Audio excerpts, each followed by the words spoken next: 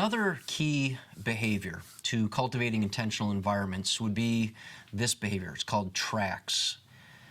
We have three other ones: telling, targets, also tools, and number 4 would be tracks. And what I mean by that is this: we create in our church spaces and steps for individuals to gather in smaller groups in order to experience community and accountability.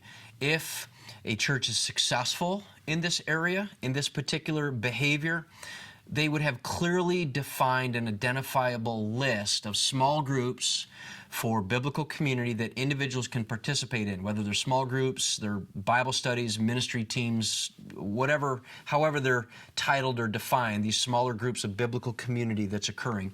Also, success would require providing on-ramps for individuals who desire to gather in these small groups to actually onboard or on-ramp into the smaller groups that are meeting.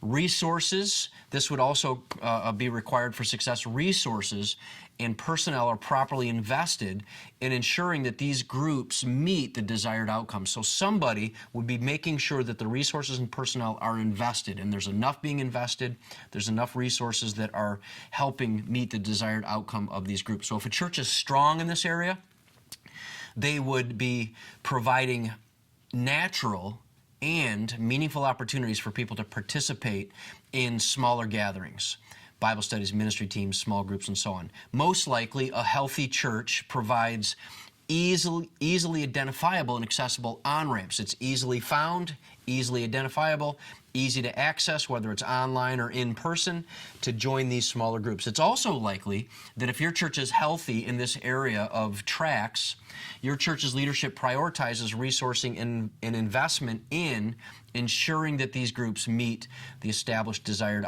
outcomes.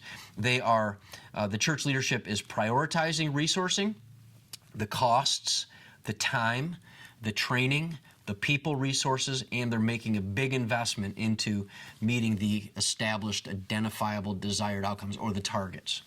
If a church is mediocre in this area of intentional environment, specifically the targeting behavior, the track behavior, it may provide opportunities for people to participate in smaller groups, such as small groups, Bible studies, and ministry teams, but they are not easily accessible. They are most likely not well publicized.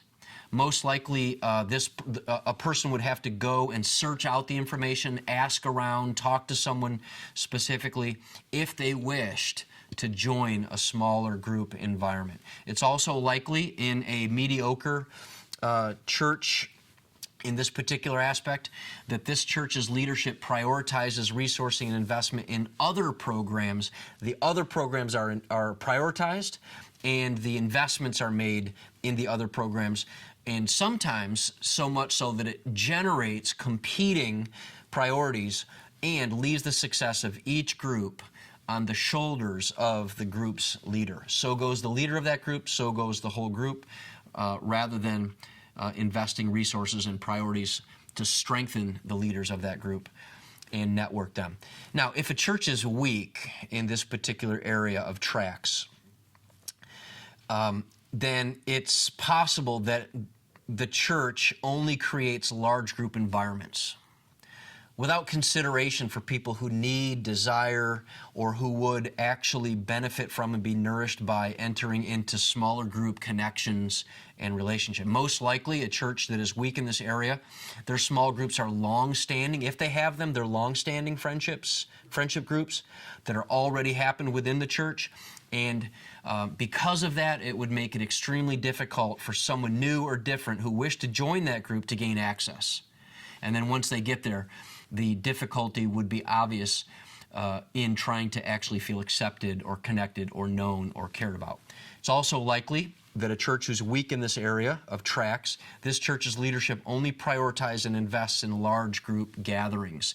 Major, massive priority and resources given primarily to the large group, and almost virtually no resources are invested in the smaller group. So that is just another one of the behaviors that would be required to cultivate intentional environments.